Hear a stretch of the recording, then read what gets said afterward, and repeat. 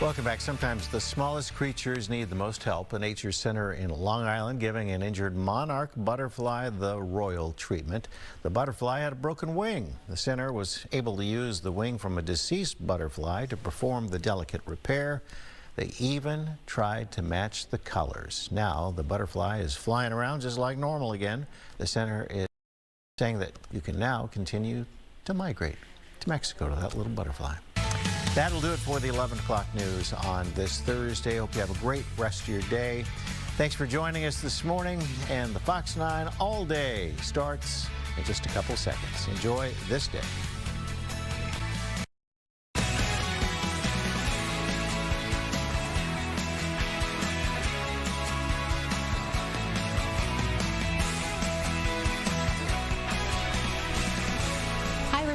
Welcome to All Day Live. It is Thursday, and man, is it a busy day. Busy news day. We've got a lot that we want to try to bring you here in the next couple of hours. We know that the Governor Walz, has said that he is, quote, preparing for the National Guard to come to Minneapolis. It is not, the president has not said that that is going to happen. I just want to be clear, but he said over the course of the last couple of days, he's preparing for it.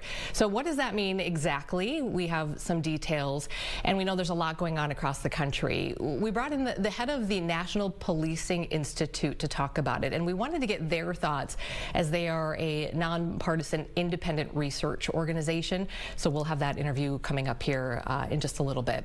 Also, we told you about this domestic violence, this homicide report that came out recently for 2024. And we have been doing some segments out of that because there was just so much to cover. And one of the angles that we wanted to look at today was really talking to the Office of Missing and Murdered Black Women and Girls. This is a fairly new office, the first of its kind in the country, and how they're looking at domestic violence within their communities and also homicides as well. We are going to talk about homelessness today in a couple of different ways. We're going to take you down to Rochester, where there's a really interesting advisory group. This is a group of people who have directly experienced homelessness at some point in their lives, maybe even currently. And they are an advisory group who helps educate, the county, the city, other people who are making policy decisions. That's just one aspect of what they do, but we're going to talk with a couple of the founding members coming up in just a little while. Also, another way that we're covering homelessness today is this 24-hour live stream. This is happening in just a couple of hours. At 2 o'clock this starts from Union Gospel Mission. And it's an opportunity for really raw conversations, live conversations around homelessness. The CEO is going to be on a bench. It's Conversations on a Bench, and she'll be here to join us at the end of the hour as she's getting ready now for a 24-hour venture where they talk about things that are concerning the homeless population and ways to help. Also, next hour, this is an update. If you were watching us, if you were one of the OG streamers, you know that a year ago we profiled a Star Tribune columnist and a producer who put together a podcast. It was called Ghost of a Chance. And essentially this columnist lived in a home and wanted to look into the history of the home. And what he found was incredible about the people who lived there. He told the story throughout this podcast. Well, the listeners were touched so deeply that they donated money for just a really priceless gift, and that was unveiled over this past weekend. So Eric Roper is going to be here to add another chapter to Ghost of a Chance. So we're excited to talk to him as well. All right, so that gets you set up now for the next couple of hours. Hopefully you have some time to stick around and join us. One of the stories that we are working on for today and into tonight is it's a pretty big deal. We talked about it on the morning show this morning as well. We are getting some details now on the first ever Minnesota Drinking Water Action Plan. This is what it's called. It was assigned a couple of years ago. It is a 10-year plan that outlines strategies for managing existing and also emerging threats to our drinking water, both at the source, at the tap. There was a press conference over the last hour. Former Clean Water Council administrator explained what this means, for people like you and me. I think we have a little clip of that. What does this mean to the average person? I would say most people know that water comes out of their tap, and not a lot of people know what the source is, whether it's groundwater or surface water or even where it's brewed. But we want to assure Minnesotans that we have a plan to be able to reduce the risk of something happening to that in the future, so that people can have confidence that their water is safe. I should say that drinking water has to meet federal drinking water standards right now.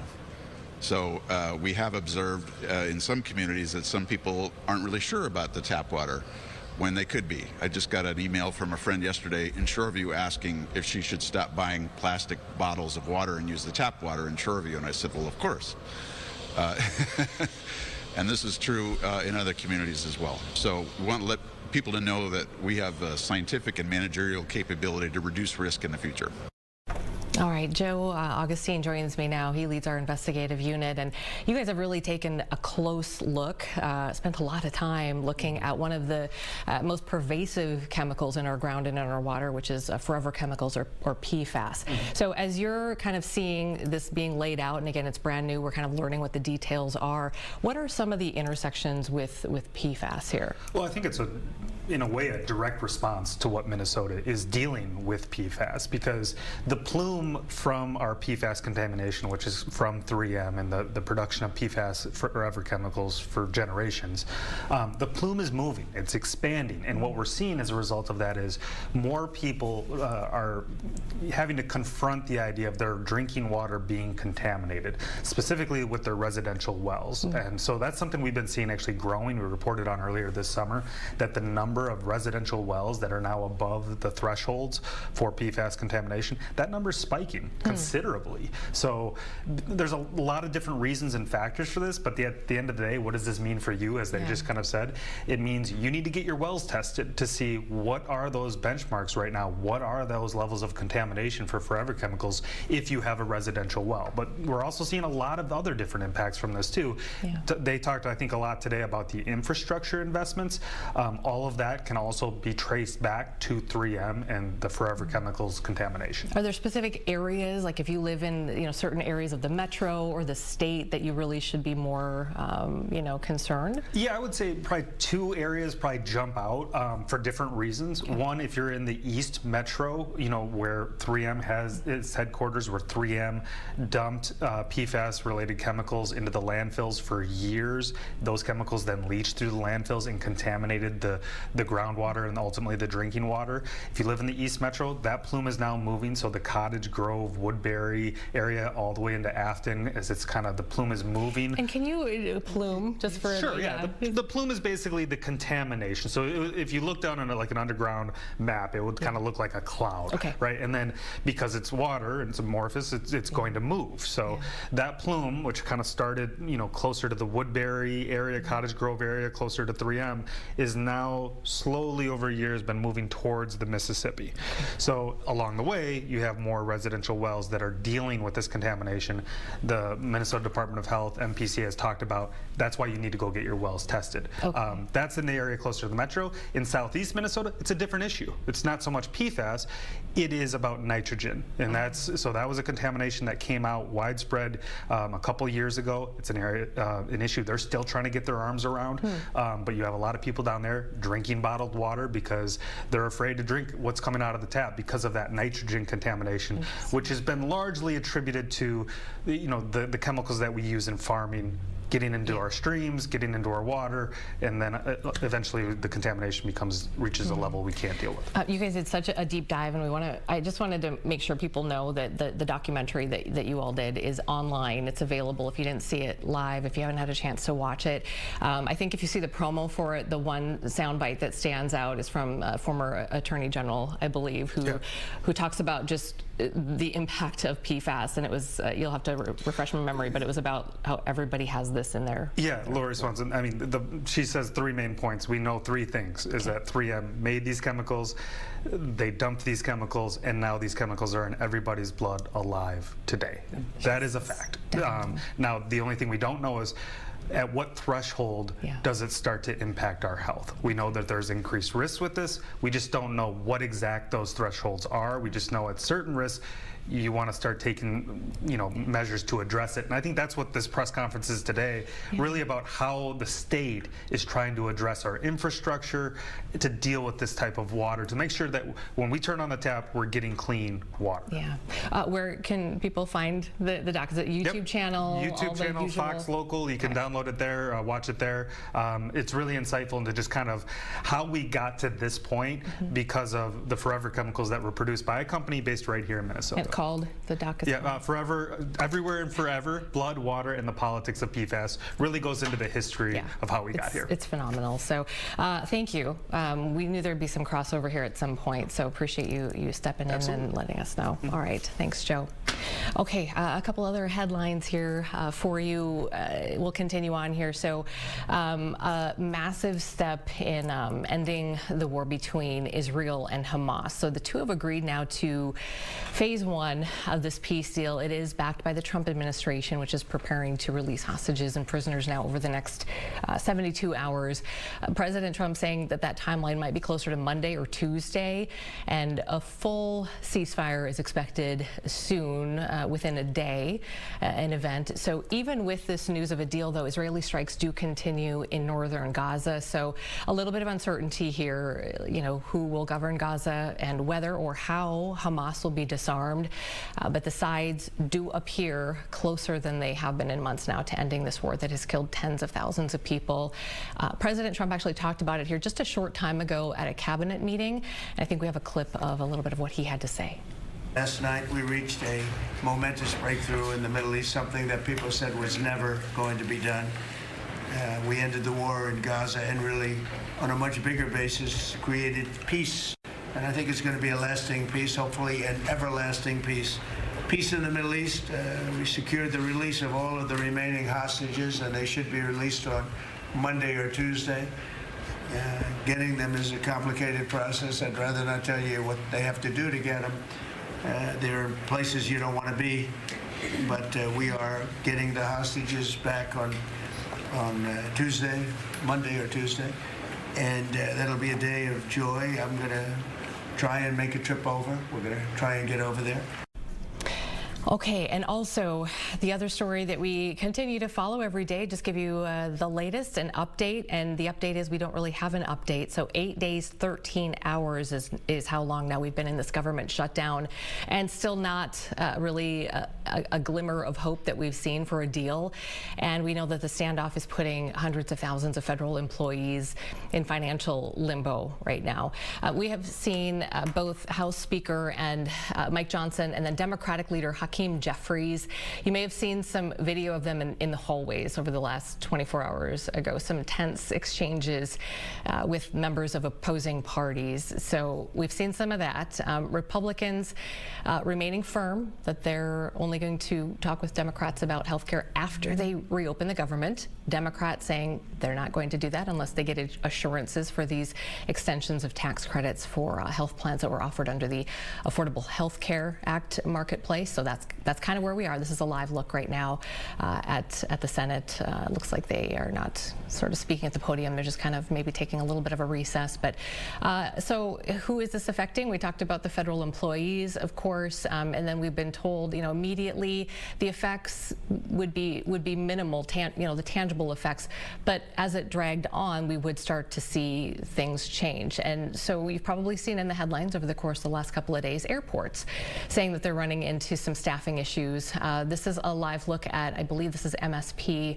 So just this is FlightAware. Okay, FlightAware taking a look at delays across the country. So air traffic controllers are not getting paid right now. And over the course of the last couple of days, since Monday, some of them have been calling out. And that has been layered on top of already a shortage that they were experiencing with air traffic controllers. So some problems with delays at certain airports. If you look, Burbank, California, Newark, New Jersey, Phoenix was another one. Some of these airports where they were having these issues. So just kind of keeping an eye on that, especially as we approach next week being MEA. Some of you may be traveling. If this continues to drag on, we may want to just keep an eye on that. But right now it looks like, minimal delays at MSP. So, okay, let's see. Do we want to take a quick break? Yeah, let's do it. Okay. as we go to break, we're going to give you our email address.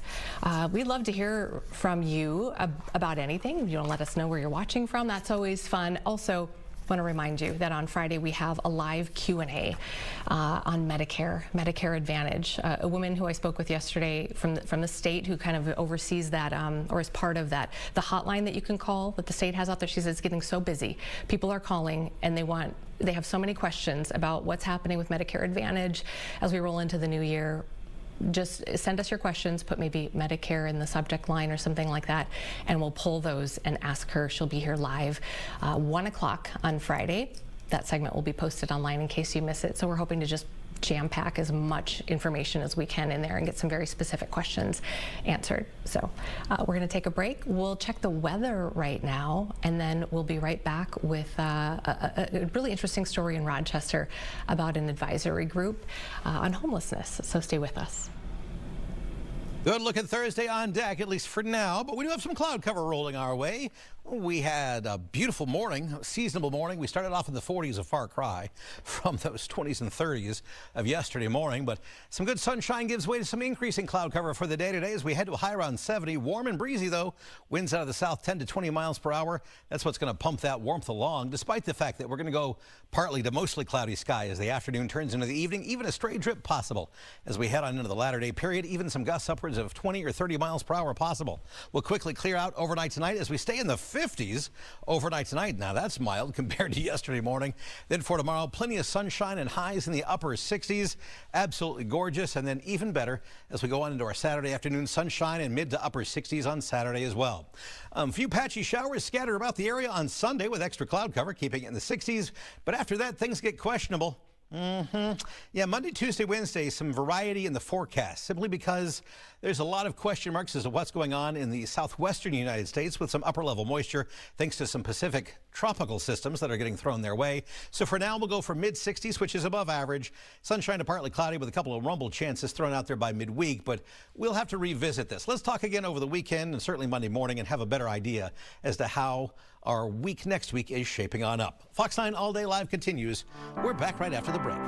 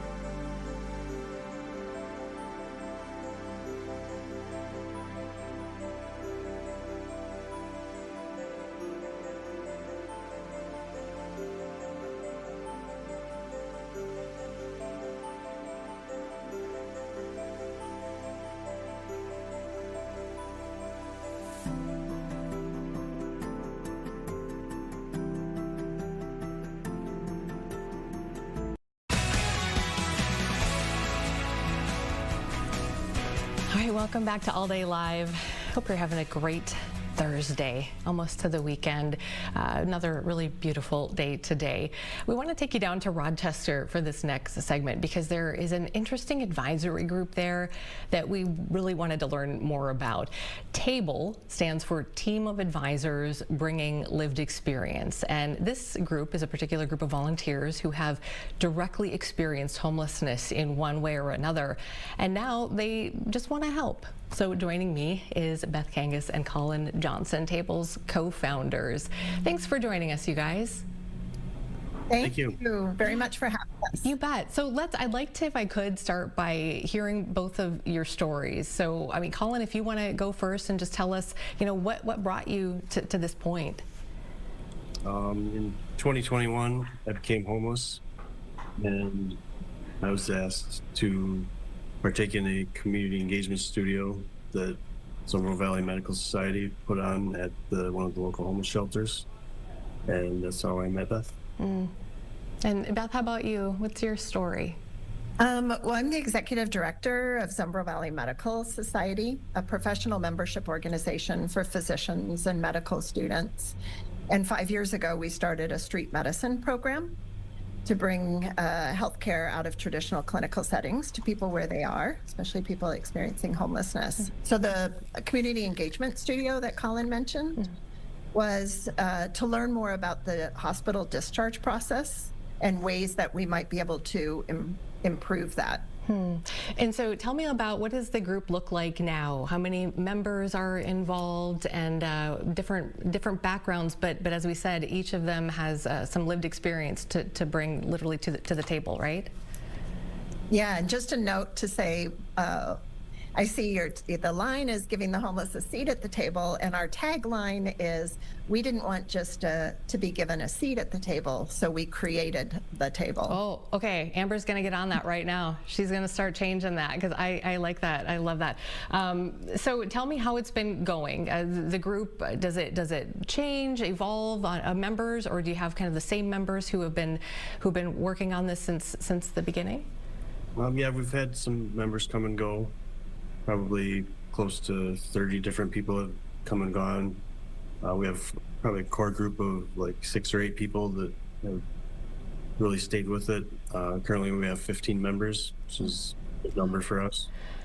And Colin, what's it been like for you? Can you describe kind of the process, and has it always been good? Have there been hard times as you've kind of navigated this?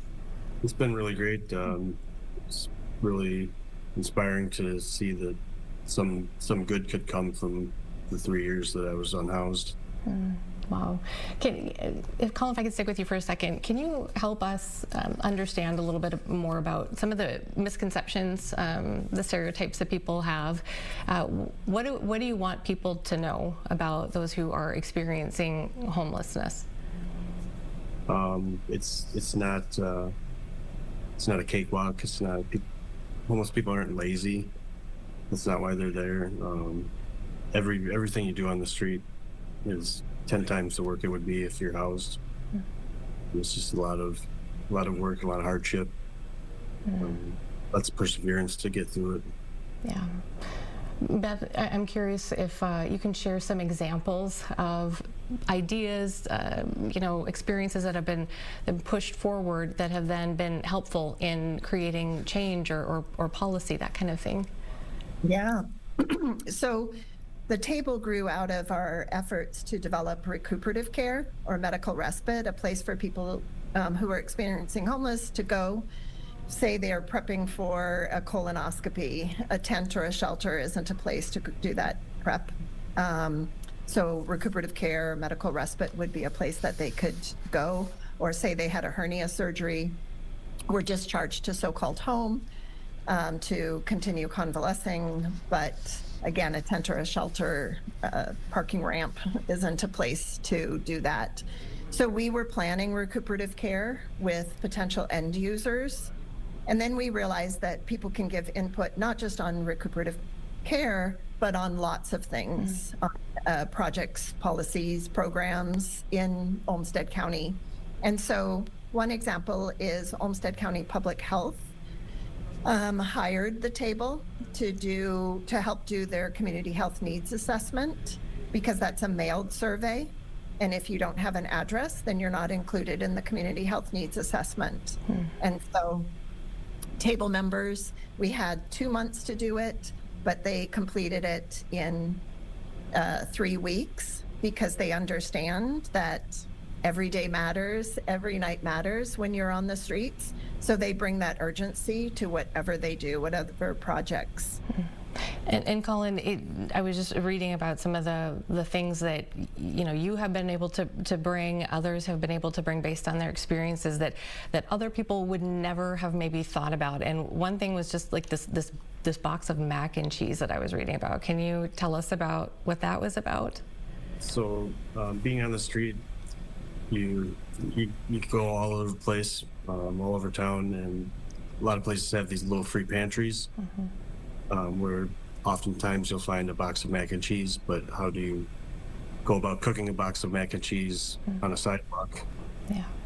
And it just kind of, I had this vision of just a giant pot with hundreds of boxes of mac and cheese going once, and then just feeding a large group of homeless people, all of the homeless people.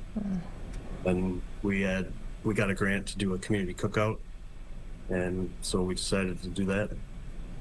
We did 50 boxes, and then we had hot dogs and sodas, and it was great. That's awesome. And then also there was one out there that stood out to me, and that was having to do with the tornado sirens. Yeah, so that example, in my work at the Medical Society, I attend the Public Health Disaster Response Advisory Group, and we were talking about tornado preparation, if a tornado was imminent, and then if it had struck, God forbid. And what I noticed is there weren't plans for people who were unsheltered. And so fortunately, people from City of Rochester Emergency Management and County Emergency Management, they came to the table. And one suggestion that came out was, when the sirens go off, we don't know what they're for. Does it seek shelter? Is there a tornado? Is it something else?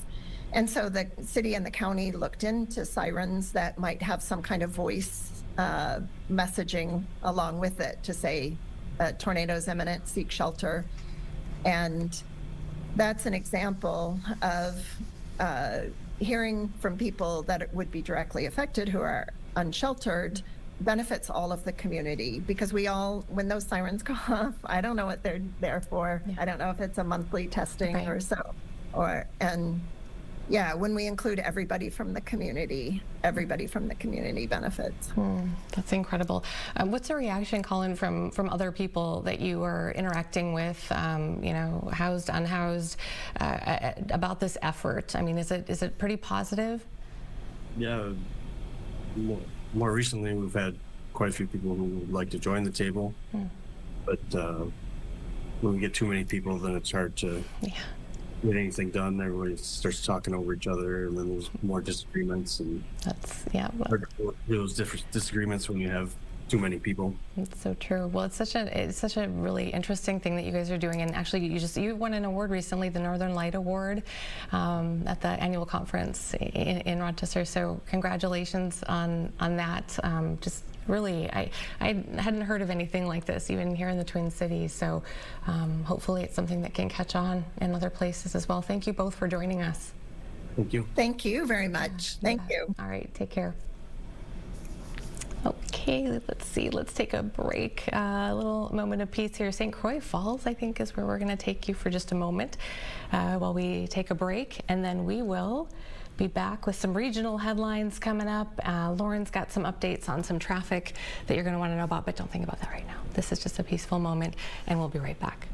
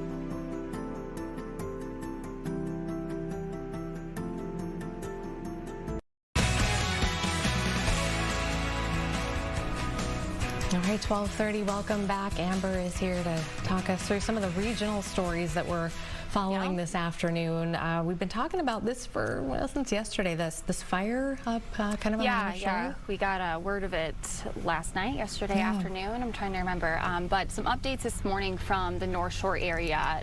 We can take the map, Leah, when you get a second here on producer PC. So they're calling this the Crosby Fire. This is in the George H. Crosby State Park. Happening really close to the shore, Amy. Okay. Is that like Tofty or what? Yes, yes, Tofty area. We're talking about 50 acres at this point. That's the latest update I've seen. And then this 10% containment, that's new in the last hour or so. Okay. So that's great news. They're getting a little bit of a handle on it.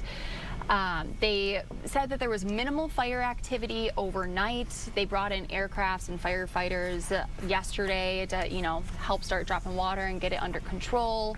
Sounds like they are making some decent progress and expecting rain this evening, I believe. Okay. The state sharing this picture of the fire up there yesterday. But State Park is still open. Superior Hiking Trail still open. So minimal impact right now. I did find this a little interesting. They're saying if you're up there, don't go fly a drone near it. If you try to fly a drone, they have to bring down all of their firefighting aircraft. Oh. So if you're trying to get drone shots of it, you're going to actually be hindering, yeah. Oh gosh, yeah, that is really interesting. Yep. Ooh, okay. Good to pass along. Yeah. Let's see. So we talked about Royalton actually, which we really rarely do, and now this is twice in a week because they have this contest for the new football field. Yeah. But something else happened there at a school. There was a lockdown at the elementary. So yesterday the elementary school was locked down. Back to normal today, I want to say. Okay. But nothing happened at the school. It's about what happened near the school. A guy had climbed onto his roof when police came knocking to arrest him, and he basically stayed there all day, camping out to avoid the police. They had a number of warrants for the 37-year-old's arrest, including things like fleeing police, obstructing an officer, theft, DUI, drug charges. Guy clearly did not want to go easily, so he stayed on his roof until about 9 o'clock last night. Then he jumps off, tries to run, doesn't get very far because SWAT sees him, obviously, and then moves in, tries to go back on the roof, hurts his arm, and then says, I give up. It's too much. Okay. So they were able to arrest him last night. Everything in Royalton today, back to normal. Okay, all right. Sounds good. Some closure on that one. And then I think we're going to go to, the Grand Forks area? Yeah, Grand Forks area should be busy at the University of North Dakota tonight because there is a Turning Point USA event happening. University police telling local media up there, like Valley News and the Inforum, that they're saying this is going to be, quote, one of the most robust security events we've done in recent history. Obviously, Amy, this ties back to the killing of Charlie Kirk with Turning Point USA happening actually a month ago tomorrow. So yeah, tonight's event featuring Glenn Beck, who's another conservative political commentator. People have really flocked to these events in the wake of Charlie Kirk's death, so they're expecting some big crowds. They did move it fully indoors, no more outdoor part of this. I think it just kind of helps make sure they've got everything under control, right? Yeah, they did that at the U of M here in the Twin Cities as well. There was just the event inside the Northrop, I believe it was, auditorium, so it helps them no bags, no reentry, metal detectors. They say be ready to wait. Tonight, okay. Yeah, tonight 5 o'clock, I think people can start getting in, and then the event's at like 6 or 6:30. Okay. Yeah. Okay. Do I see something in here about a leaf update? Do we have Thursday, that, or is that? leaf update. Oh, every Thursday? Every Thursday, the DNR puts out an updated fall colors map. Look at that. We are looking past peak, in quite a few more places than we were last week. So if you're still itching to get that leaf peeping, and I hate that term, but I'm going to use it anyway. If you're still looking to do that, you're quickly running out of time. I would say hit the road this weekend, which, speaking of, Lauren will be able to kind of help us see, if you're going on the road, where to avoid, which roads to take. Yeah, we were talking about construction here in the metro, and then all of a sudden we were like, oh, but what about greater Minnesota? What about if you're going, because this might be the weekend that you're going to get out there, Lauren. So you've got a couple of things to show us here. What do we need to be aware of? Yeah, there are a couple of major highways getting out of the Twin Cities into the Iron Range area and beyond that are under construction on huge spans of road that you're going to want to know about if you're hitting the road this weekend. This is beautiful Cloquet, 35, headed north toward Duluth. You can see some of those peaking colors here. A lot of trees past peak, but I know the northern area kind of has two leaf peaks. The red and orange trees go first, and then those yellow ash trees go second. So if you're headed up this area, it's looking beautiful. On your way there, though, traffic not as beautiful. We've been seeing a major project starting in Hinckley on 35 since this spring, and we're still seeing intermittent lane and shoulder closures, as well as a lot of active road construction work on about 12 miles of 35 in both directions from Hinckley to the Willow River area. This will be going on this weekend and through the leaf peeping season until October 17th. That's when we're supposed to reopen all lanes between the Twin Cities and Duluth, which is great news. Over toward the Brainerd area, we have another about 10-mile stretch of road closed in both directions. This is Minnesota 25, just east of the Little Falls area, headed toward Brainerd. It's closed through the city of Pierce through October 18th. So the detour is really goofy. It takes you on some county roads through Pierce and Platte. I think you should take an alternate route of 169 toward Brainerd, or take your favorite route to Little Falls, and then Highway 371 will take you right into the Brainerd and Baxter area. To the Northwest Metro, if you're driving around Alexandria, you know about this closure. Minnesota 114 looks like it partially reopened in the last hour. This road was fully purple an hour ago. Tomorrow it's supposed to fully reopen, which is great news. This road has been closed all summer, but if you want to avoid the construction, which will still be going on this weekend and through October, Highway 29, Minnesota 29 will get you right back to 94 and right back to Alexandria. You mentioned a couple weekend closures. I'll just run through those really quick. 55 eastbound lanes here headed into downtown Minneapolis are going to close this weekend once again from Friday to Monday between Douglas and Minneapolis. Douglas and Thomas in the Golden Valley and Minneapolis area. Road work is set to end on October 25th, but this weekend you'll want to avoid this area.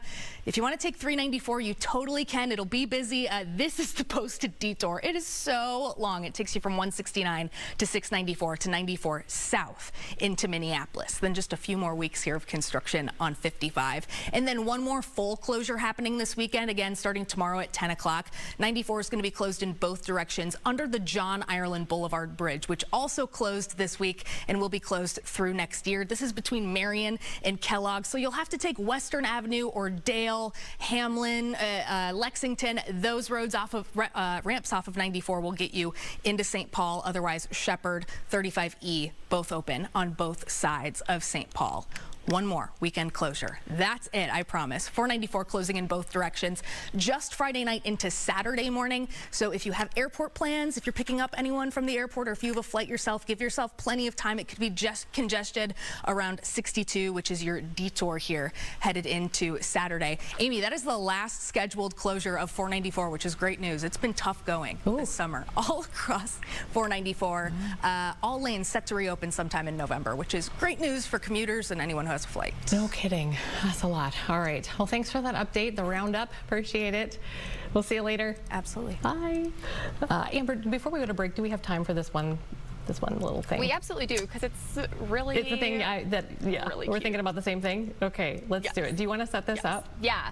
So I actually saw this on Facebook up in Elk River. Some firefighters got called to a preschool yesterday. It sounds a little scary, right? It was not scary. Everything was fine. False alarm? And then it ended up being like the cutest thing ever, because it was one of the firefighters' birthdays yesterday. And so the preschoolers broke out in song, as preschool kids do, and it was really freaking cute, and we've got a video of it. So we're gonna play that, and then we'll be right back.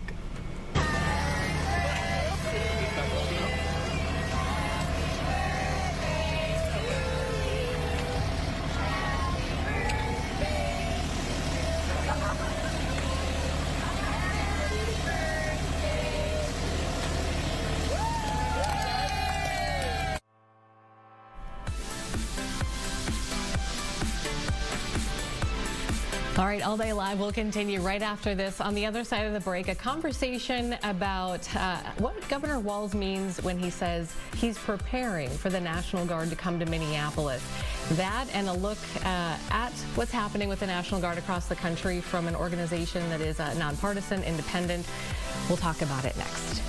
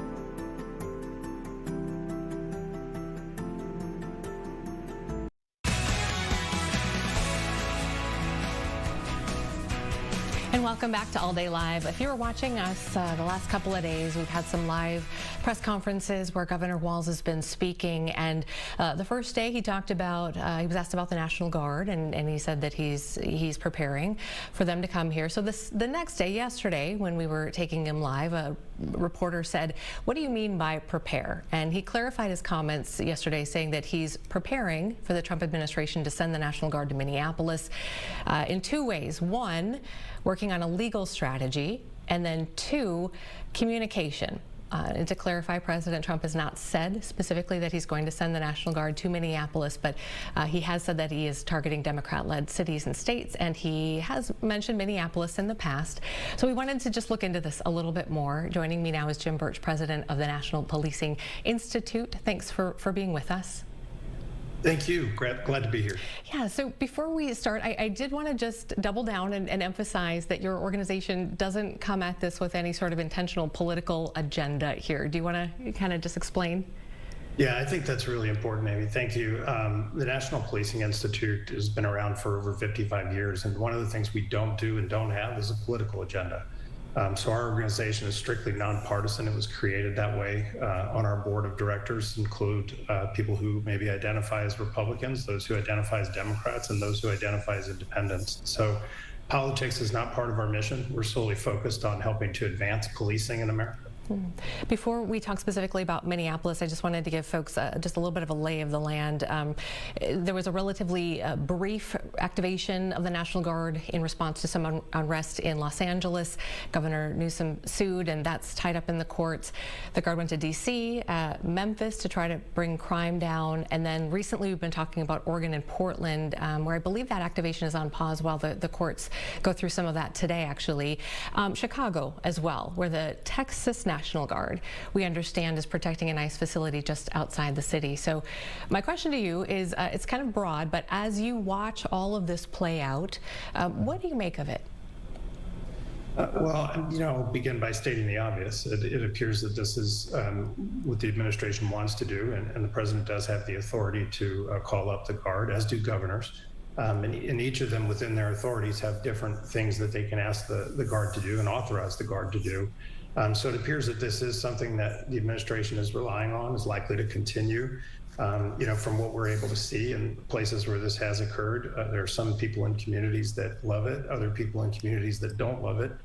But what's most important, I think, for us is that we focus on the way in which the Guard will play a support role to state and local law enforcement, which really have to be the primary entity responsible for public safety at the local level. Yeah, and I would love to spend kind of the crux of the rest of our time talking about that and getting into some of those details. So as I mentioned, Governor Walz saying that part of the preparation is to get their legal ducks in a row, which you and I will not be able to untangle that here in this conversation. So I wanted to focus on the second thing that he mentioned, which was communication. So what does the governor mean by that?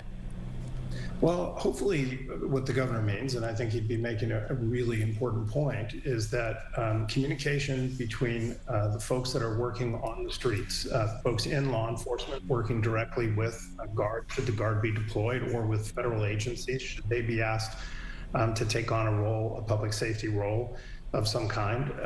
That communication is essential. It's absolutely vital, and it's vital for the purpose of protecting the community, making sure that one side knows what the other side is doing, and that they can communicate with each other to avoid what I think would be the worst outcome possible, which is situations where there's an unintended conflict between the two sides, where state and local law enforcement wasn't aware that the Guard or that a federal agency was going to be deployed in a certain area, or somebody is mistaken to not necessarily be law enforcement. That's the worst kind of thing that anyone wants to see here. And this is the reason why the state and local law enforcement agencies prepare for this kind of thing all the time. They work together to make sure they know how to communicate, to know what the protocols for coordination are. That is a vital thing for them to do. Have we seen, and I'm just thinking about maybe some video and images that people have seen in the last few days in Chicago specifically, I believe at the ICE facility, where there was a man who was hit in the head with like pepper balls. We see things like that, and I think it's easy to sort of perceive that is what's happening. And again, we don't know exactly what happened there, but is that kind of what you're talking about when you say, the communication piece of this is maybe needs to be firmed up a little bit?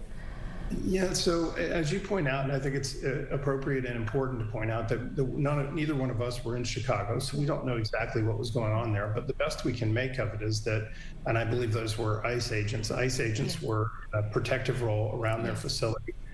Protesters were standing in close proximity to the facility. What I didn't see there, and I could have missed it, but I don't believe I saw state and local law enforcement. And so even if we did, I think what you would want to see is a situation where there was coordination about what that barrier is meant to be, how far back people need to stay. There should be coordination between the two agencies around who's going to have responsibility for maintaining that perimeter or that barrier. That's the kind of communication and coordination that has to take place. If it doesn't, then we see a situation where one side may think the other side isn't helping. Yeah, and thank you for clarifying, because I did jump over to kind of the ICE agents who were involved there. That was not the National Guard. But as it pertains to the National Guard, I think, people might be curious, what is their role? And is what their role, what it should be? Is that what's actually happening and what we're seeing in these cities?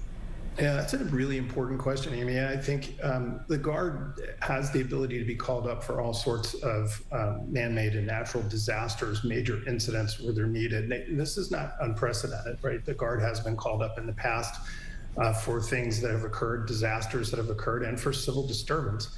And civil disturbance is the phrase used most often in association with National Guard deployment when it comes to things like First Amendment activities.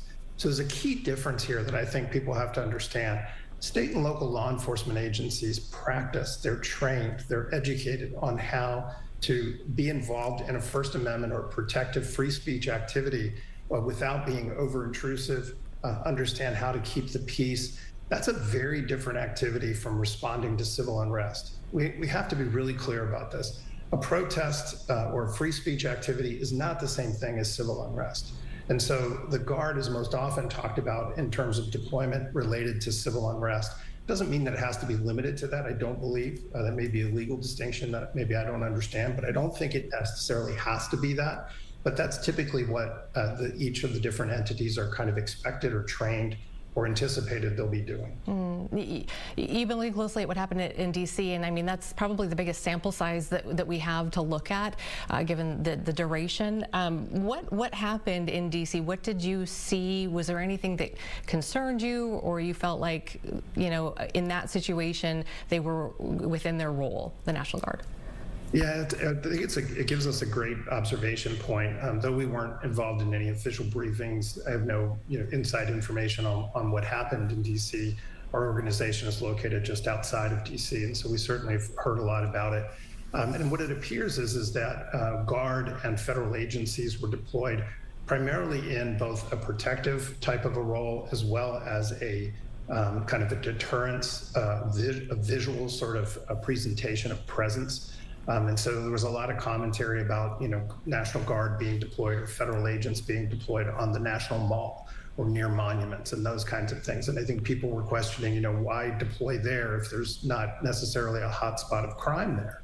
And I don't know that that was necessarily the purpose of those specific deployments or assignments. It could be that they were meant to provide visibility, because visibility is important for some in the communities who feel comforted by knowing that there's a law enforcement presence. You may have seen reporting of some people in Washington, D.C. saying they enjoyed the presence of those troops and the additional law enforcement presence in their areas. Others, not so much, and that's understandable. People are going to have very different views about these kinds of things. But what's critical is, and what I did see occurring there and understand occurred there, is that there was an agreement between Metropolitan Police Department or DC Police and the federal agencies who were supporting them when they were in coordinated patrols in high crime areas. It was clear who had the primary authority. So it was the local police, DC Police, that had the primary authority and was acting as a law enforcement agency and making the stops, making the searches of individuals in vehicles and houses, making arrests. The federal agencies may have done some of that, but they were primarily in a backup or support role, as I understand it.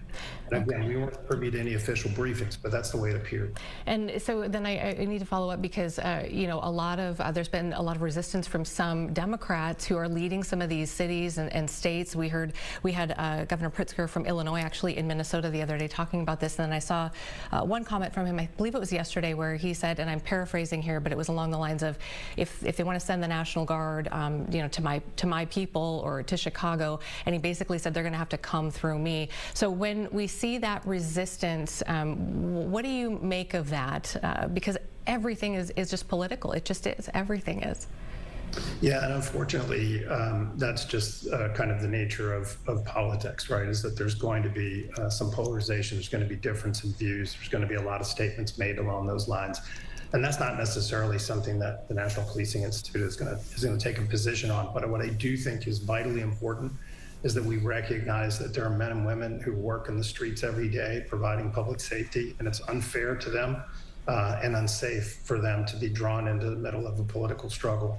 And so what we would advocate for is just keeping that in mind, that we don't want to put anyone in harm's way, whether they're in federal law enforcement, the Guard, or state and local law enforcement. They're trying to do a job. Let's leave them out of the politics if we can. All right. Jim, thanks for your time today. Again, the National Policing Institute, if you want more information, website online, and you can get all kinds of information. Thanks. Appreciate it. Thank you. All right. Take care. All right, 12:55 is our time. So we're running right up to that 1 o'clock hour here. Let me get to my rundown and see what we're doing next. Oh, do you want to take some? Okay, yeah. And then do you want to just kind of restart the next hour, or? Yeah, why not? Oh, fantastic. Okay, so let's do this. Okay, I'm not going to talk. I'll be right back.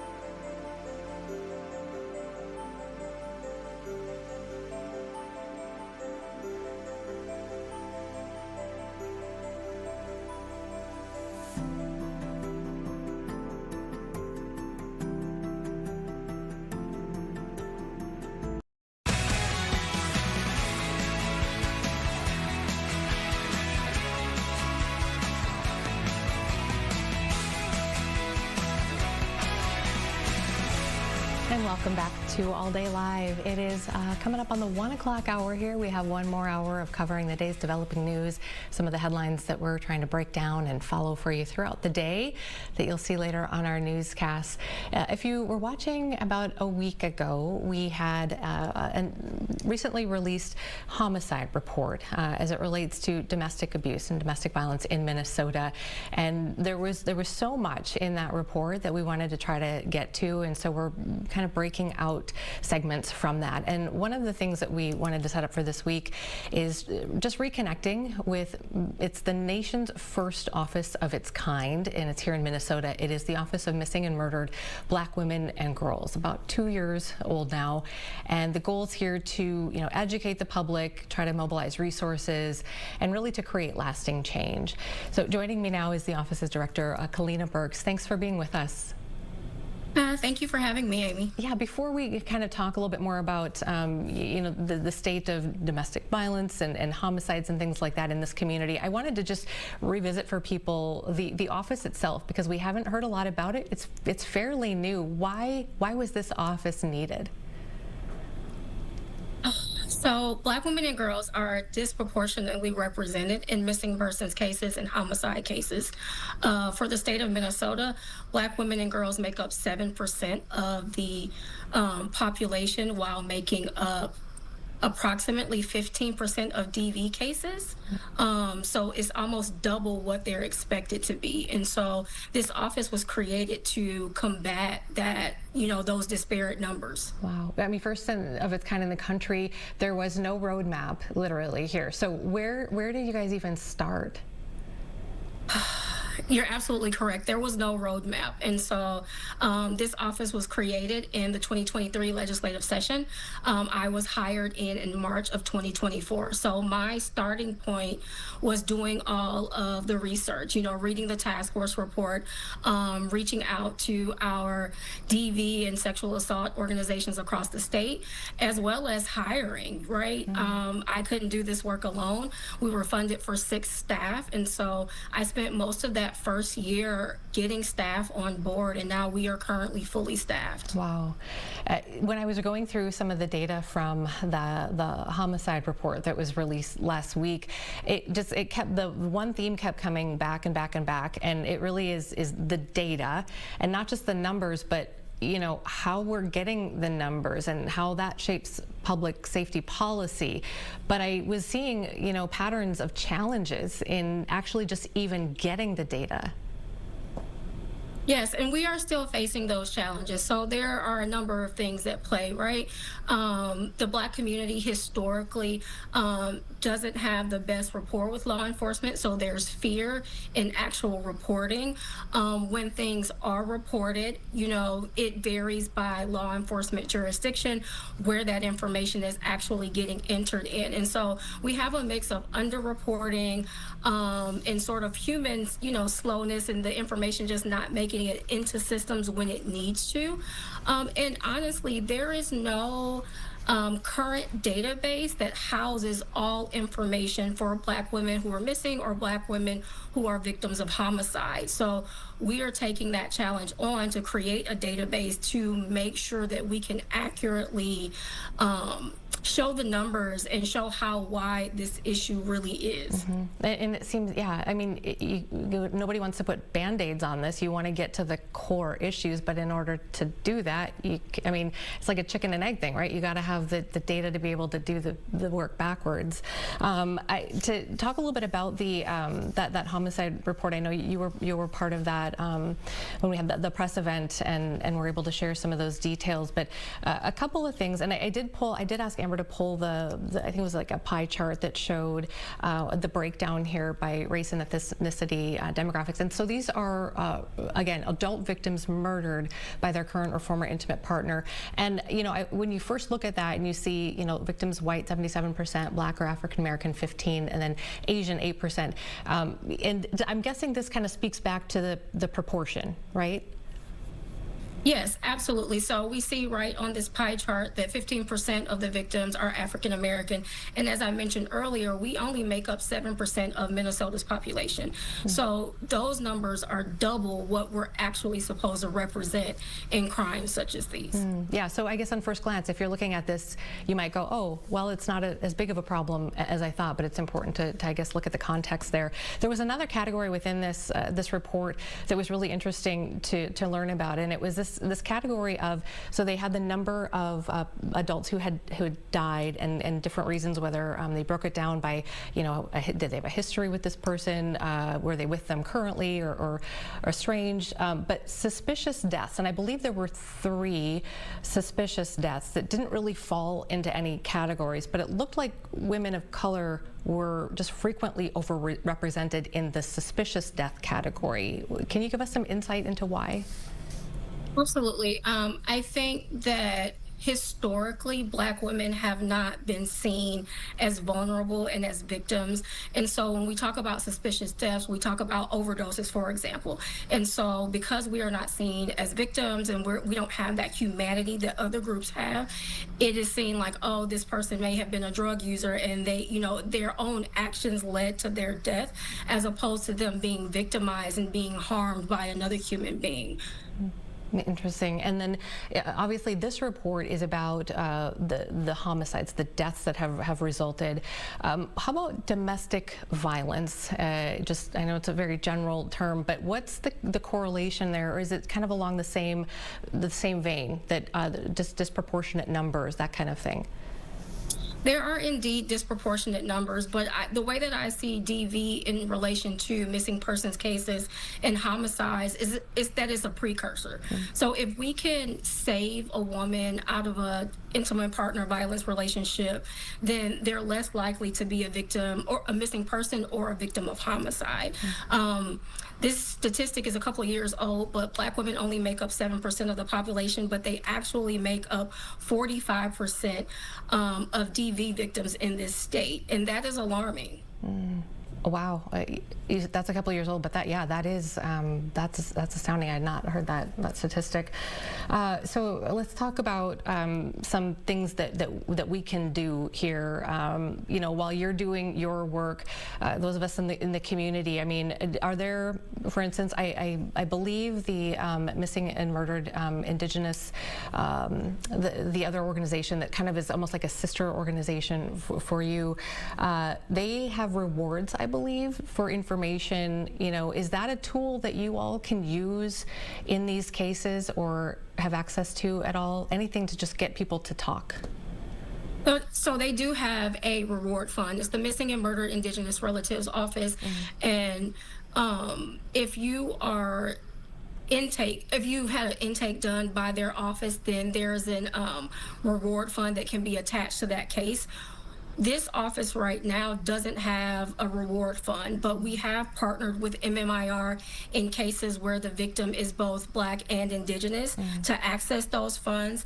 And it is a goal of ours to hopefully have a fund of our own at some point. Yeah, and also you bring up a really good point about, you know, about race and how, you know, there's just, you know, multi-ethnicities, and how do you categorize and what bucket does that number go into is just another thing that kind of jumps out at me here as we're thinking about this too. So a lot of challenges with just collecting the data and making sure that it is, you know, in a place that makes sense for you all to find solutions. We wanted to just share, as we thank you for your time, the Day One hotline. We want to put that up here, and if you want to just let folks know what that is and how they can use that.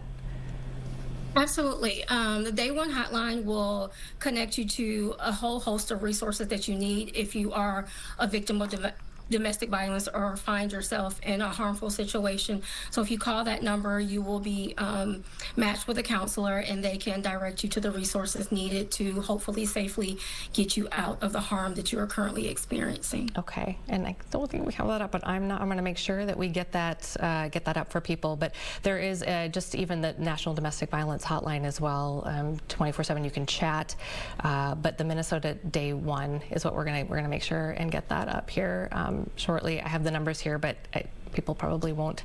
We need to see it. We need to see it up there. So we'll get that up. Thank you, Kalina. I really appreciate your time today, and more conversations to come on this for sure. Absolutely. Thank you. Okay, you bet. Take care. All right, let's do this. Let's see here.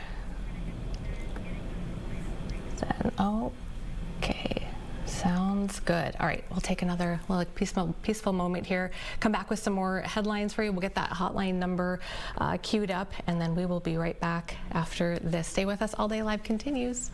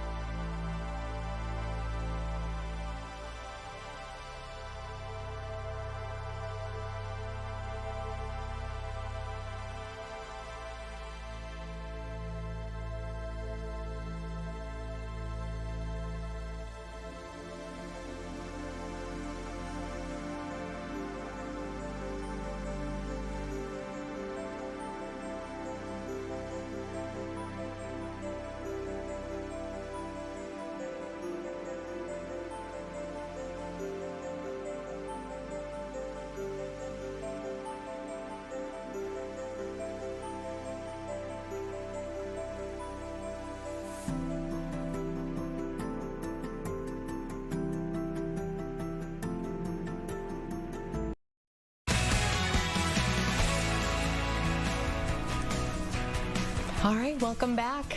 We're glad that you're here. We hope you're glad that you're here too.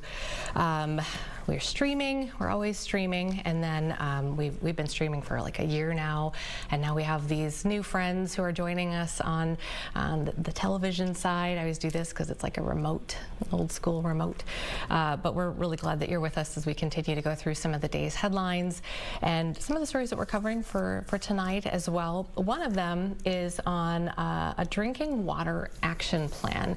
So we got some details today, and this is the first time Minnesota's ever done this. It was something that was assigned about 2 years ago, and we're looking at a 10-year plan now that outlines some strategies for managing existing and then also any emerging threats to our drinking water at the source, at the tap. There was a press conference just before noon today, and the former Clean Water Council administrator explained, what this means basically for the average person, people like you and me. What does this mean to the average person? I would say most people know that water comes out of their tap, and not a lot of people know what the source is, whether it's groundwater or surface water or even where it's brewed. But we want to assure Minnesotans that we have a plan to be able to reduce the risk of something happening to that in the future, so that people can have confidence that their water is safe. I should say that drinking water has to meet federal drinking water standards right now. So we have observed in some communities that some people aren't really sure about the tap water when they could be. I just got an email from a friend yesterday in Shoreview asking if she should stop buying plastic bottles of water and use the tap water in Shoreview, and I said, well, of course. And this is true in other communities as well. So we want to let people to know that we have scientific and managerial capability to reduce risk in the future.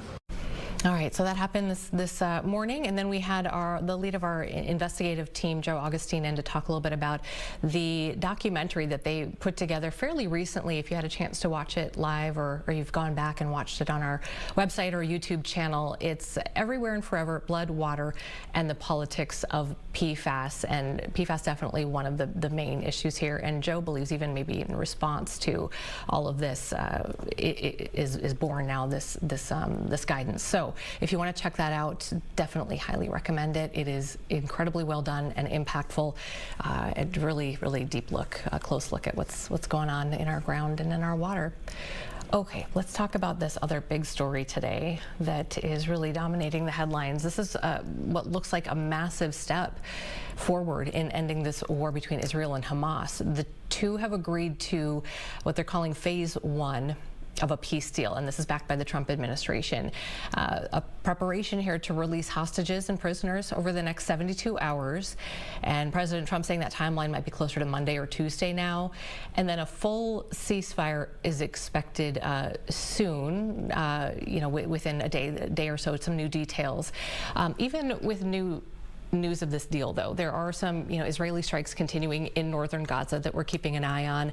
So some uncertainty as who will govern Gaza. There's a lot of details to iron out here, right? Whether or how Hamas will be disarmed is something else that they need to take a look at. But I guess the news today is late yesterday into today is that these sides appear closer than they have in months now to ending this war. It's killed tens of thousands of people, and President Trump actually talked about it earlier this morning during a cabinet meeting, and I think we do have, we're going to show a clip of what he had to say. Amber, we're good. Last night we reached a momentous breakthrough in the Middle East, something that people said was never going to be done. We ended the war in Gaza and really, on a much bigger basis, created peace. And I think it's going to be a lasting peace, hopefully an everlasting peace. Peace in the Middle East. We secured the release of all of the remaining hostages, and they should be released on Monday or Tuesday. Getting them is a complicated process. I'd rather not tell you what they have to do to get them. There are places you don't want to be, but we are getting the hostages back on Tuesday, Monday or Tuesday, and that'll be a day of joy. I'm going to try and make a trip over. We're going to try and get over there. All right, so that is the very latest on that massive headline that is really all over the place today. Also, just as usual, keeping tabs on the government shutdown. 8 days, 14 hours now. That's how long the government's been shut down. Still not really showing any signs of any kind of a deal here. The standoff, we know I believe this is a live look at the Senate. Okay, and so this is where it is right now. Everything's kind of in the Senate right now as we wait. The House passed their continuing resolution a couple of weeks ago, and then this is where it's failed now, I believe 6 times. We might be at 7, but at least 6 times the vote, both the Republican and Democratic plans. This standoff, as we know, is putting countless, hundreds of thousands of federal employees in this financial limbo right now as they're not getting paid. We've seen, I don't know if you've seen this over the course of the last 24 hours or so, if you've watched any news, but we've had some pretty tense interactions in hallways. We've seen House Speaker Mike Johnson, Republican, Democratic leader Hakeem Jeffries, having some words with people from opposite parties. So we've seen some of that happening, but haven't really seen much progress here. Where are we? Well, Republicans still remaining firm that they will only talk with the Democrats about health care after the government is reopened. They want that first. Democrats say they're not going to do that unless they get assurances for these extensions of tax credits for health care plans. These were the ones that are offered under the affordable health care marketplaces, and that is kind of where we are. We've been just keeping an eye on airports as well. Maybe you've watched the headlines here just to see if delays are happening in our neck of the woods, or maybe if you're going to be traveling anytime soon.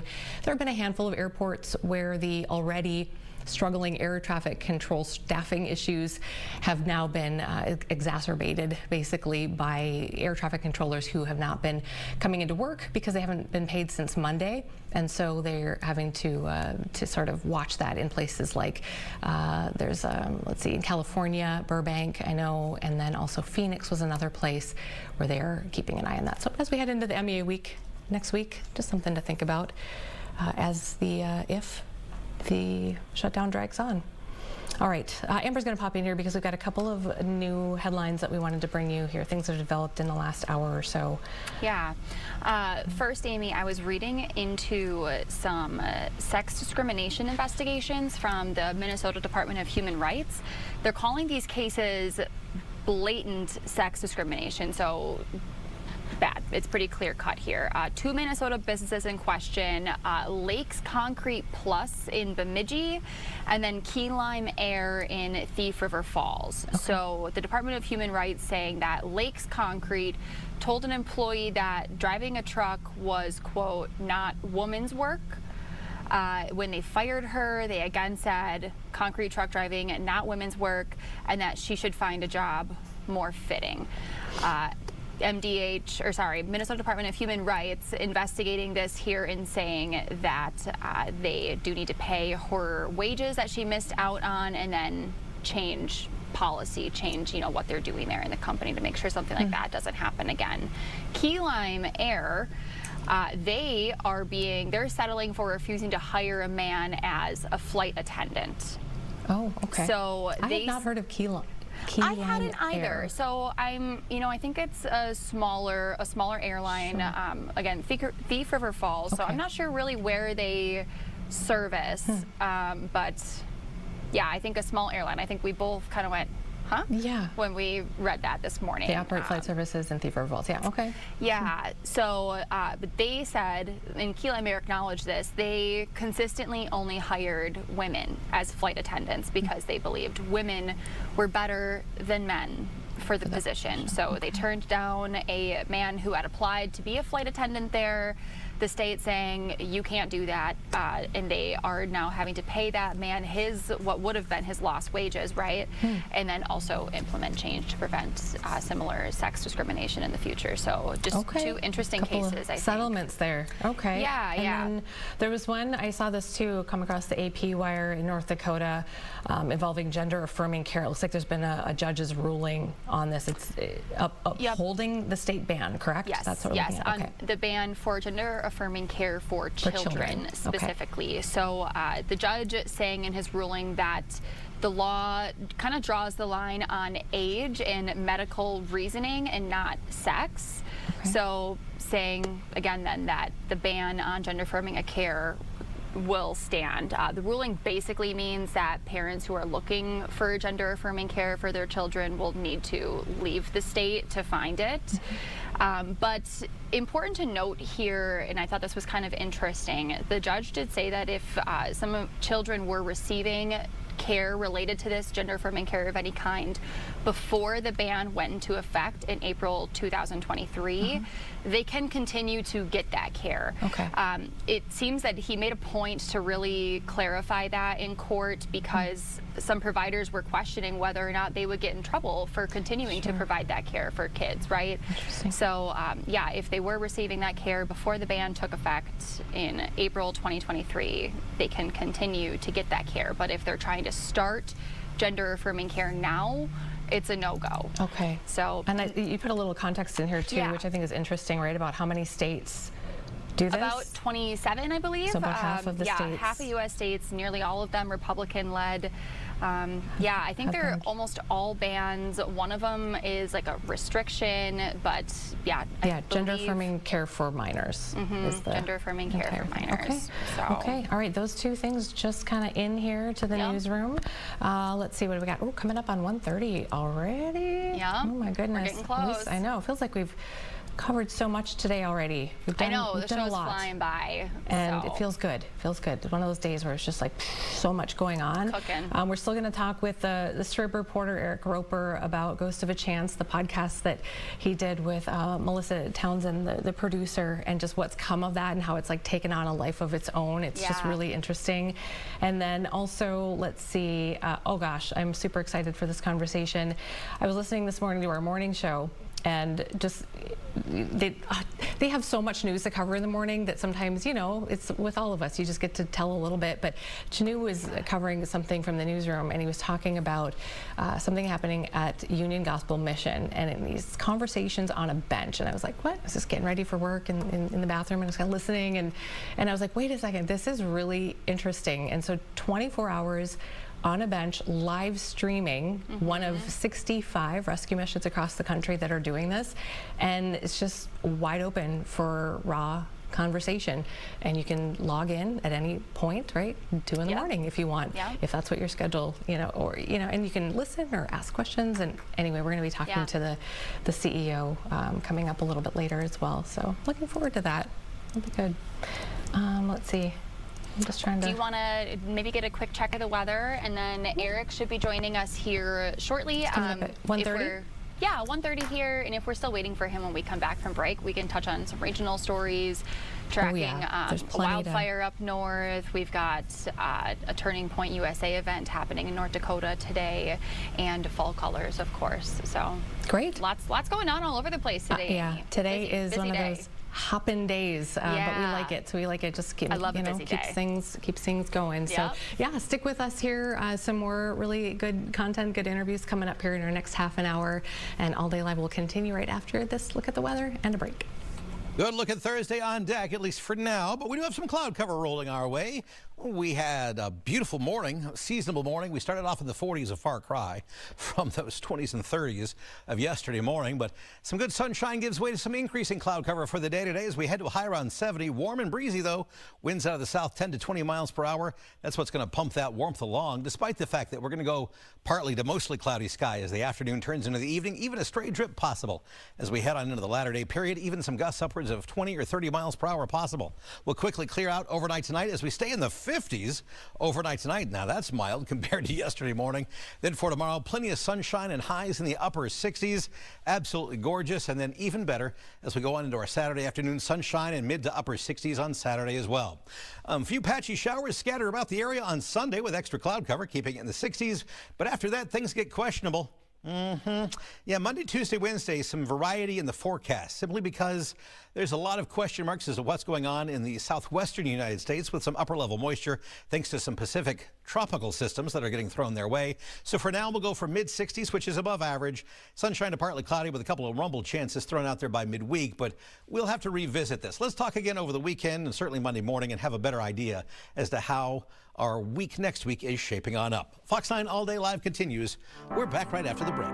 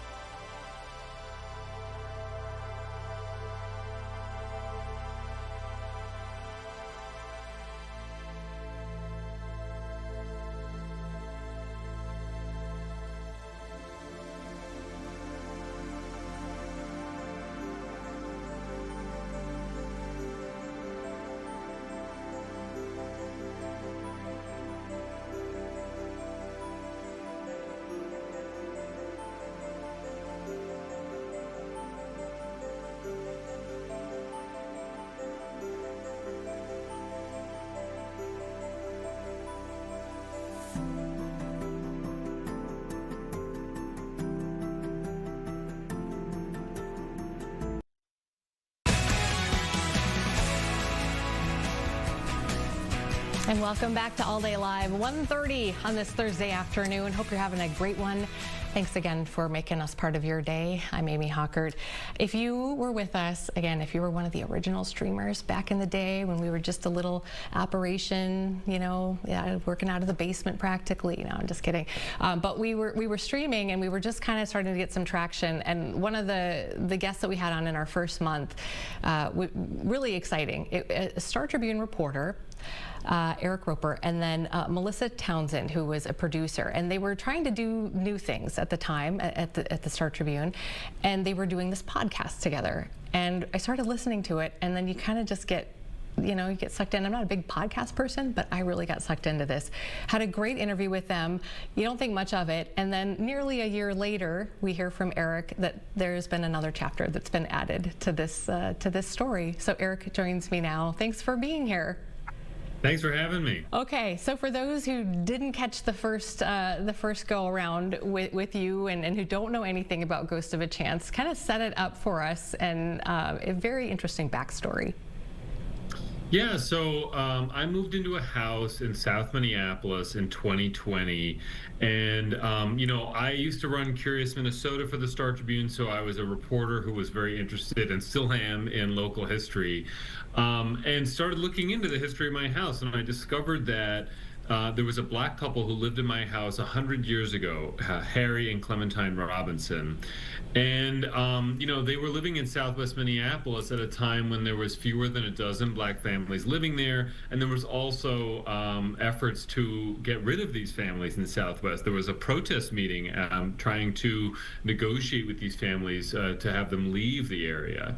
And so I got really interested in Harry and Clementine's lives and started digging into it. And this began a nearly 5-year project that resulted in a podcast that we released this January called Ghost of a Chance.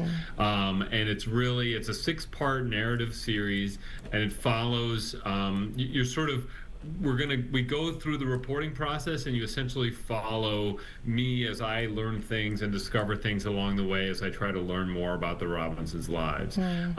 So it's been a great project. It's been very well received, and so that's a bit of the backstory of Ghost of a Chance. And there's so much more. I want to take just a tiny off-ramp to something that really stuck with me when I was listening, and correct me if I'm wrong, but it feels like that period of time when you talked about the number was like 12 black families living in those neighborhoods at the time, and efforts to sort of reshape what that looked like. Did that kind of set up the future of neighborhoods in that part of Minneapolis as far as race and those divides? Yeah, I mean, I think what's interesting to me is when we look at the current demographics of Minneapolis, Southwest Minneapolis is the whitest part of the city. So, to learn that my house was part of this other movement, that there was a wave of black families living there, made me really curious. But I think that what we realized in looking into the history is that what we learn through understanding Harry and Clementine's lives does teach us about the current setup of Minneapolis, like how the city looks today. That this history helps us explain, the city as it is today. And so that was something we grappled with a lot as we went through the project. Well, what's really interesting about this is listeners really connected with this couple. So tell me kind of how this all evolved and the latest chapters of this story. Yeah, so spoiler alert, in episode 6 of the podcast, I'm digging and I'm going through and I'm trying to find Clementine's headstone in a cemetery, and we find that she is buried in an unmarked grave. And this really sort of touched a nerve with a lot of listeners who wanted to donate. They wanted to do something to make up for that, and so I assembled a small committee of community members, and we devised a way. First of all, we had to kind of come up with like an initial headstone design, but then we had a GoFundMe fundraiser through one of the organizations that one of these community members runs to raise money for a headstone. So we had more than 70 donors. We raised around $5,000, and $3,400 of that went toward a headstone for Harry and Clementine. And so I think we have some video, Clementine specifically. Yeah, sorry to interrupt. Yeah, let's if we can roll that video from, this is Saturday. Tell us what we're seeing here as we just take a look. Yeah, so we had a big event on Saturday to unveil the headstone for Clementine. So you're seeing the headstone there. We have people from St. Peter's AME Church, which was Clementine's church, attended. We also had family members attend from all over the United States, different parts of the country. And it was just a very moving ceremony. I mean, you know, it was, there were songs that we were singing. The pastor of St. Peter's AME Church led us in that in the ceremony. And there's me right there. And, you know, but this was sort of the official unveiling of the headstone. And this is Brandon Marsh, one of Clementine's family members. And it was just a very moving day, and like, you know, really sort of a capstone moment for me in working on this project for so long. To sort of finally see this come to fruition was very sort of gratifying. And, you know, it just looks beautiful too. I'm looking at it right now, like, you know, to go from something that we were trying to figure out how to design it and all those types of things to something that's in the ground. It's a very interesting, you know, it's just a really moving moment. And remind folks which cemetery this is in case somebody wants to go out and check it out. Yeah, it's in Crystal Lake Cemetery, which is in North Minneapolis. Yeah. What you mentioned family members, and I'm just so curious what those conversations have been like and how they were feeling, you know, through this process. Yeah, so I got in touch with a number of these family members a number of years ago, and these are, like with Clementine Robinson, these are her siblings, like great-grandchildren, okay? So this is like great-grand-nieces and great-grand-nephews. And there was also a young girl there who would be a great-great-niece. And we were at the time sort of, you know, when I was working on my research, just talking about, you know, here's what I'm learning. Here's what I'm learning about your direct descendants, you know, Clementine's father, Clementine's grandfather. Here's what I'm learning about the town in Missouri where they grew up. You know, and we were just sort of trading emails for a number of years. Eventually, I was talking on the phone with some of them. But then when we said, okay, we're going to do this headstone unveiling, a number of them wanted to come out to Minnesota for it. And, you know, it's just really meaningful. I mean, I got to spend a lot of time with them, and we talked about their family history. I'm going to try to assemble some more sort of information so that they have that for the future, because I have a lot of information that I've been collecting about their family history. You know, we traveled to Missouri, to the area where Clementine grew up, which is also where their ancestors grew up. So, you know, it's been such a rewarding project. As I said at the cemetery on Saturday, like, it's been a rewarding project, and I felt that no more so than on Saturday, being there with all of these different people who were, you know, either involved in the podcast or sort of moved by the podcast, or family members. To have everybody in one place was just a really like touching capstone to the whole endeavor. And then every day you get to go home to that home and, you know, immerse yourself in it again. Just amazing. Yeah, I mean, I had some of the family members over to the house, and, you know, we were walking around, and, you know, this is where their ancestor lived. You know, my house is it never really had a big, you know, renovation or anything that kind of made it look modern. It still very much has a lot of that historical charm. Yeah, I mean, you know, it is really interesting to do a whole podcast that involves your house. You know, not everybody, like, we were cool with it, but, you know, it's definitely a decision. There's a lot of intimate details of, like, there's a bathtub here, and there's, you know, just right. Things you wouldn't normally, you know, share with strangers. But Exactly. Really interesting stuff. Thank you for reconnecting with us and letting us know about this update. It's a fantastic podcast. If you get a chance to listen, remind people where they can find it. So it's called Ghost of a Chance, and people can find it on all podcast platforms.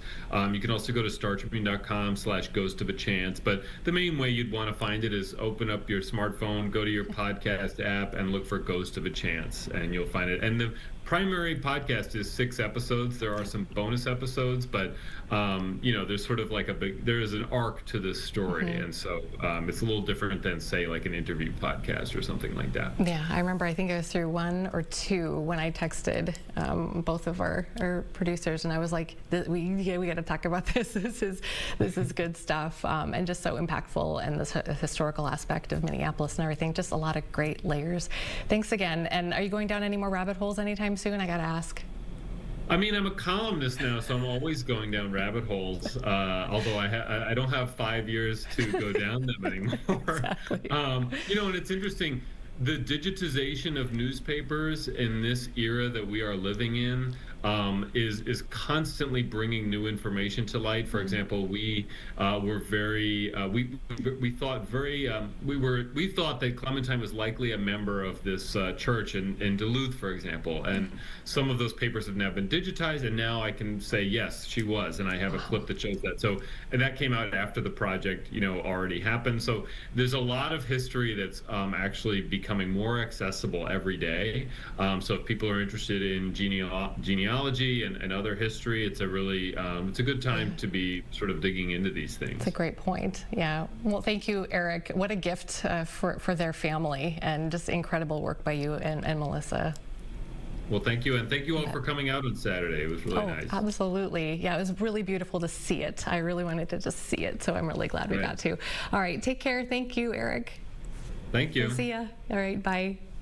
All right, let's see. I think Amber's going to join us here. 42 already, my goodness. And I know we've got another interview coming up here in just a couple of minutes. I'm waiting for her to pop into the waiting room any minute now. Do we need to take another break before we? I do want to take another break really quick. I just want to quick, Amy, if you can see this. This is what that podcast cover looks like. Yes. Also, you can see that I listened. It says play again. That's right. This is Apple Podcasts. It's so good. I was like, you have to listen. I'm a podcast nut. I listen to podcasts all the time, like the audiobooks, podcasts, you name it. I've probably listened to it, and it's incredible. And when you can support somebody locally doing something like this kind of work, you gotta do it, right? And to learn about something that's in your own backyard and the history and just it's so good. Well, do you want to just take a quick break now? Let's take a quick little break. Our next guest should be joining us at like 1:45, so about 2 minutes from now. All right, let's do that. Any minute. And it's a really, really great story, Amy. Yeah, and their event starts in 15 minutes. So we got to get her in and get her out. Union Gospel Mission. We're going to take you there live when All Day Live continues.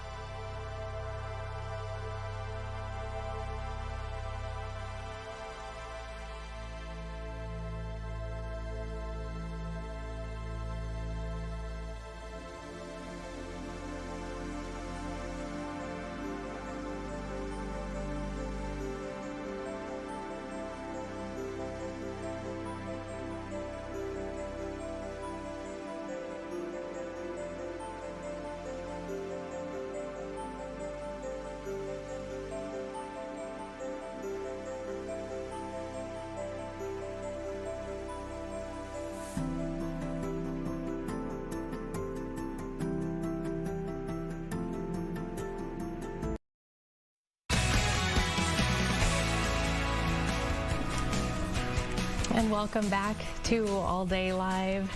I have put us in a precarious situation. Oh, I wasn't even going to tell anybody about it. I have no shame. I have no shame. I forgot to send a Zoom link to somebody. It happens to be our next guest. Ish happens. It's okay. I just texted them. So, good. If they're watching right now, please look at your phone. Thank you, Sarah. Thank you, Pam, for your patience.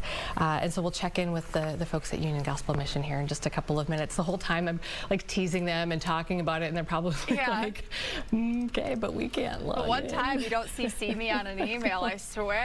I know. I just don't want to, inundate your email. In your defense, we've had a lot of guests today. All right. Well, let's run through a couple of maybe regional stories here, or at least see what we can do. So, if we can bop to C4, perfect. Okay, so I've been tracking this wildfire, Amy, up on the North Shore. It's about halfway between Silver Bay and Tofty. They're calling it the Crosby Fire.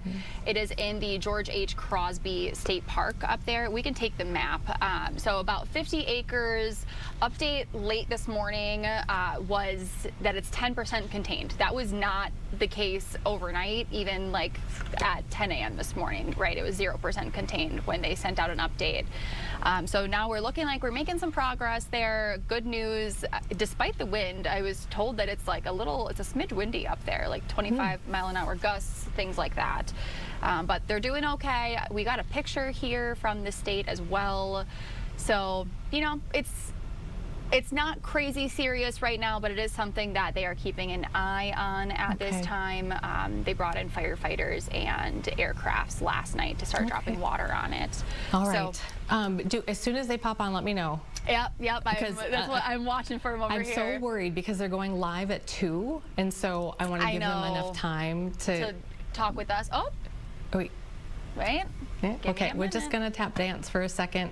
Looks like you got the Senate on behind you, live back there. If people could get a peek into what this looks like back here, it's like I can't even. How do we not have one of those little cameras that can just show everything?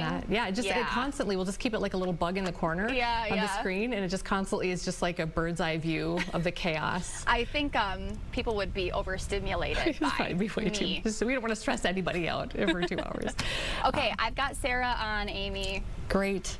Oh, Sarah, if you could unmute for me, that would be great. Okay, so I'll set this up. So in about 10 minutes from now, exactly 10 minutes, there's going to be a raw, extended conversation about homelessness. How extended? Well, 24 hours straight. Union Gospel Mission in the Twin Cities is having what they're calling Conversations on a Bench. It is a 24-hour live stream. They're going to join, I think, 65 rescue missions across the country to do this. And you can, ask questions. You can just listen in. So joining me now, I believe, is it Pam? Pam, is that you? It is Pam. Hi. Thank you for having me. Hi, Pam Segura-Axberg, CEO of Union Gospel Mission. Thank you for joining us, and we're going to be super quick so that you can get on with the live stream. But tell us a little bit about what people can expect if they log on here for the next 24 hours. Well, thank you so much for letting us talk about the work. You can see it's windy. It's a beautiful, windy day, but we're going to be focused on conversations. We've got community leaders from the not-for-profits, from businesses, from government officials to church and faith leaders, all coming together. We've got more than 45 people joining me on the bench over the next 24 hours. And we'll be talking about what are you doing to interrupt homelessness? How are you part of the solution, and what can we do more together? And so it's education and hopefully a little bit of inspiration for people to take the next step. Okay, and I might have overstepped by saying you can submit questions, but is there any interaction from people listening and watching? Yeah, you did not overstep at all. I've got a great team that is monitoring our live stream. We are live streaming on both Facebook and YouTube. And if people submit questions or comments, they will come to us, and we're going to try and incorporate that in the conversation. So while people are welcome to stop by, wherever you like to watch your programs, you can participate, be engaged, ask great questions. It's part about the education. Yeah, and so literally, if I tune in at 1 in the morning, you will be there with a guest, and you will be talking about solutions, right? I mean, there's like no sleep, there's no napping, anything like that. Well, I will tell you, we've got guests throughout the night, but in the middle of the night, it was a little sparse about getting some guests. Oh, sure. So in a few of those times when the guests are not here, but we've got like we've got a drive-by from the St. Paul Police Department that will be happening. My board chair is coming at 5 in the morning.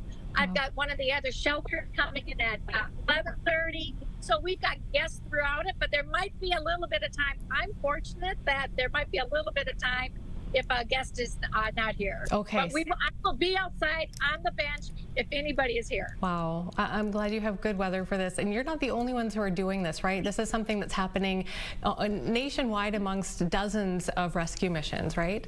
Yeah. So, yes, I'm one of, as you would say, of about 65. It really has been piloted by some of my colleagues, and we think this is a good time for us to come together nationally and lift it up as a national issue. And then we're going to be focused on that, and then locally what we do in our own community as well. In the state of Minnesota, we've got more than 9,000 individuals who are experiencing homelessness right now. What, if I could ask you just one question about, you know, as right now in the headlines, we're seeing a lot as it relates to encampments and trying to find solutions, particularly in the city of Minneapolis. As you're watching all of this happen, I mean, what's kind of going through your mind? Yeah, I would tell you, I think encampments are tough, but what we know is we need to go and bridge and build trust.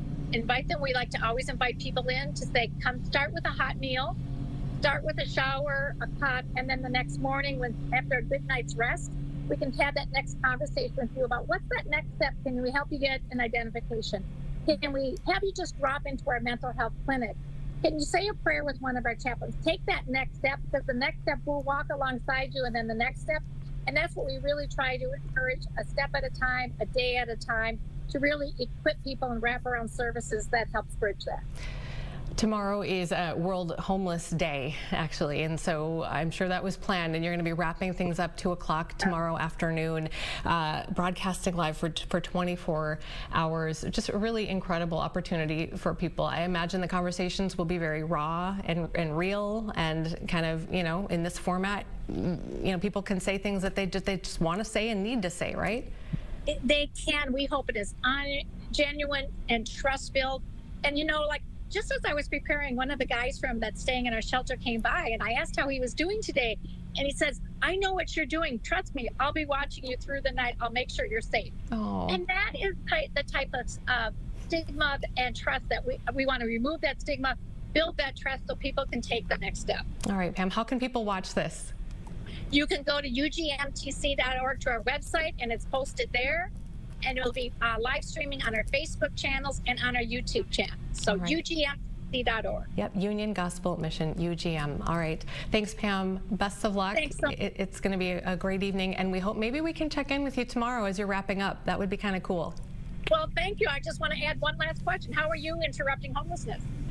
That is a great question. Well, today, Pam, we have had 2 segments, not one, but 2 segments. We went down to Rochester as well, where we talked about an advisory group made up of people who have experienced homelessness, who are working with the city and the county to find solutions. And so I'm glad you asked, because we are trying to do our part as well. Well, thank you. That's one question I'll ask each of my guests. So thank you for what you're doing. I appreciate it. All right. Thank you, Pam, for your time. I appreciate it so much. And all right, good luck tonight. We'll talk to you tomorrow. Bye. Oh, wow. 24 hours live streaming. That is incredible. That is incredible. Wow, not everybody could do that. That's a lot. Another really easy way to find them, Amy, if you just Google Conversations on a Bench, their website will pop up.